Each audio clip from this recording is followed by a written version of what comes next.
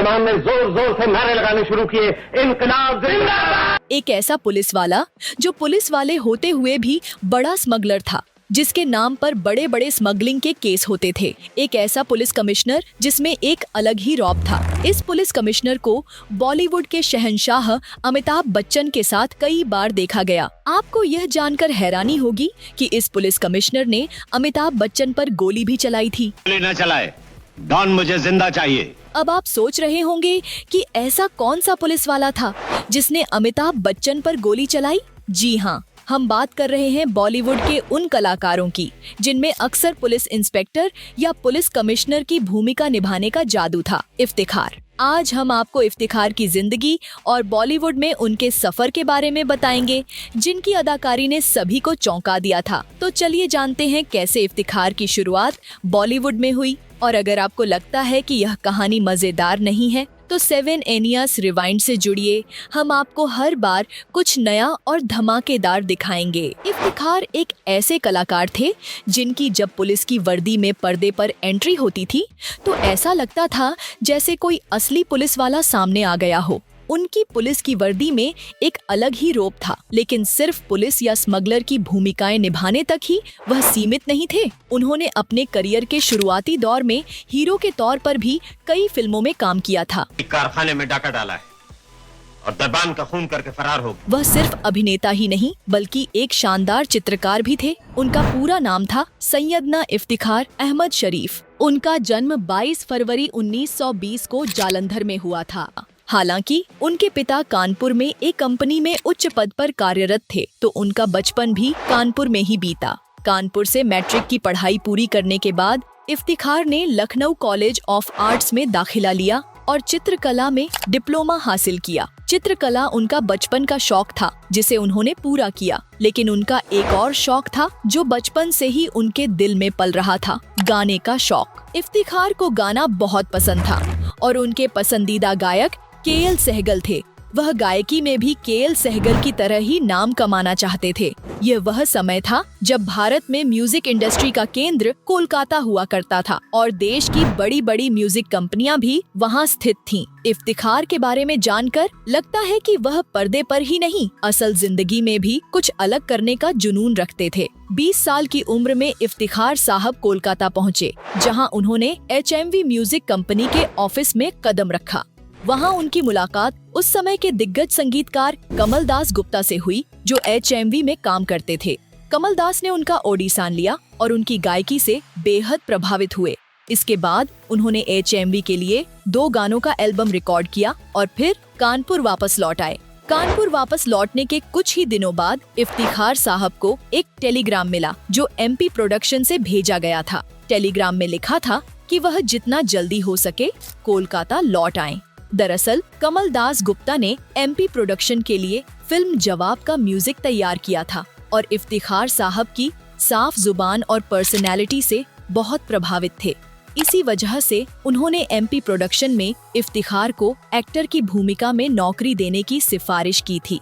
कमल दास की सिफारिश पर ही उन्हें यह टेलीग्राम भेजा गया था। इस बीच इफ्तिखार साहब का रिश्ता कानपुर की एक लड़की सैयदा से तय हो चुका था, लेकिन कोलकाता में मिल रहे अवसरों को देखकर उन्होंने शादी को कुछ दिनों के लिए टाल दिया और फिर से कोलकाता वापस लौट आए। वहां उन्होंने MP प्रोडक्शन में काम करना शुरू किया। इफ्तिखार साहब की मेहनत और अवसरों का सही इस्तेमाल उनके करियर के नए मोड़ की शुरुआत बनी और यह साबित हुआ कि कभी-कभी सही मौके को पहचानने के लिए थोड़ा इंतजार करना भी जरूरी होता है। कई दिन गुजरने के बाद भी इफ्तिखार साहब की फिल्म की शूटिंग शुरू नहीं हो पाई। इसी बीच जिस बिल्डिंग में वह रहते थे वहीं रहने वाली एक यहूदी लड़की हाना जोसेफ से उनकी मुलाकात हुई और दोनों के बीच इश्क हो गया। प्यार में पूरी तरह डूबने के बाद उन्होंने हाना जोसेफ से शादी कर ली और अपना नाम बदलकर रशीदा अहमद रख लिया। साल 1944 में उनकी पहली फिल्म तकरार रिलीज हुई। हालांकि यह फिल्म कोलकाता के 8 फिल्म बैनर के तहत रिलीज हुई थी, न कि एमपी प्रोडक्शन के तले, जहां इफ्तिखार साहब को पहले काम करने का मौका मिला था। इस फिल्म में उनकी हीरोइन जमुना थी, जो उस समय बड़ी स्टार मानी जाती थी। 1945 में उनकी 2 और फिल्में घर और राजलक्ष्मी रिलीज हुईं। राजलक्ष्मी फिल्म से ही तलत महमूद ने बतौर गायक अपने करियर की शुरुआत की थी। साल 1946 में उनकी बेटी सलमा का जन्म हुआ और अगले साल 1947 में उनकी दूसरी बेटी सैयदा पैदा हुई। इसके बाद अगले साल उनकी 2 और फिल्में रिलीज हुईं, जिनमें वह हीरो थे। लेकिन जब भारत का बंटवारा हुआ तो इफ्तिखार साहब के माता पिता और पूरा परिवार पाकिस्तान जाने का फैसला करने लगे, जबकि इफ्तिखार साहब अपने परिवार के साथ भारत में ही रहना चाहते थे। उन्होंने भारत में रहने का निर्णय लिया, लेकिन दंगों के कारण उन्होंने कोलकाता छोड़कर मुंबई जाने का निर्णय लिया और मुंबई के खार इलाके में एक होटल में रहने लगे। मुंबई आने के बाद इफ्तिखार साहब को एक बार फिर संघर्षों का सामना करना पड़ा। हालात ऐसे थे कि कई बार उनके पास खाने के लिए भी खाना नहीं होता था। मजबूरी में उनकी पत्नी हाना जोसेफ को एक कंपनी में सेक्रेटरी के तौर पर काम करना पड़ा। दूसरी ओर इफ्तिखार साहब फिल्मों में जो भी काम मिल रहा था वह उसे कर रहे थे, लेकिन उनकी किस्मत तब बदली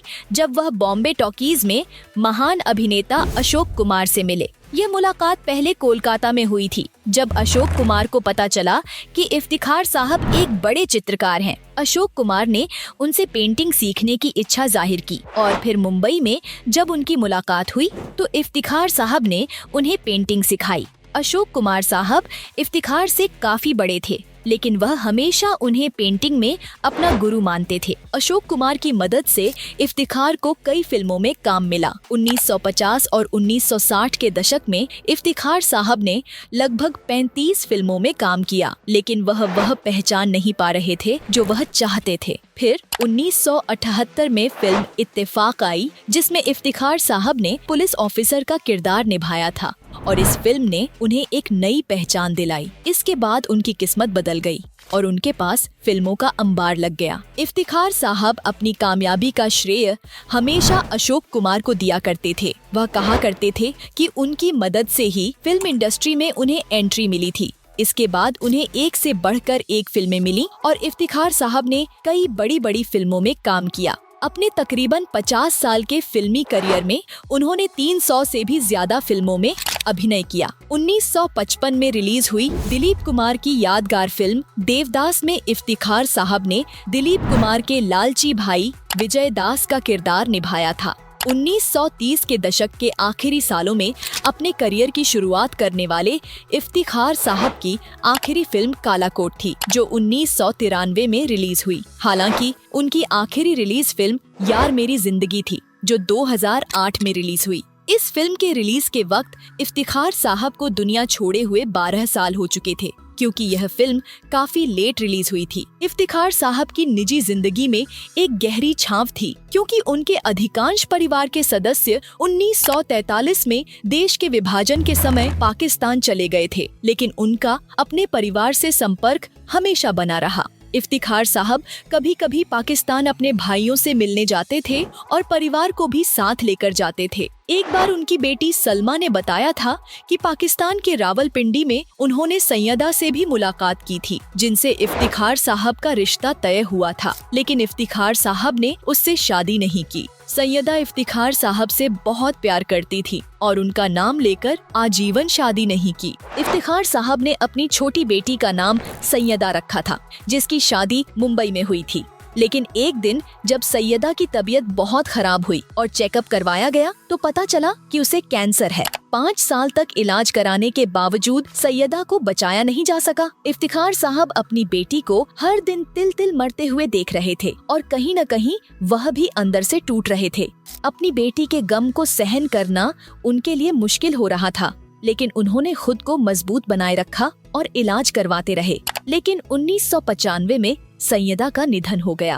बेटी की मौत का सदमा इफ्तिखार साहब बर्दाश्त नहीं कर पाए और 1 महीने बाद 1 मार्च 1995 को इफ्तिखार साहब ने भी इस दुनिया को अलविदा ले लिया। हिंदी फिल्मों में पुलिस अफसर के रोल में कई बड़े अभिनेता नजर आए, लेकिन इफ्तिखार साहब जितना उस भूमिका में फिट हुए उतना कोई और नहीं हो पाया। उनकी पुलिस कमिश्नर की भूमिका हमेशा याद रखी जाएगी।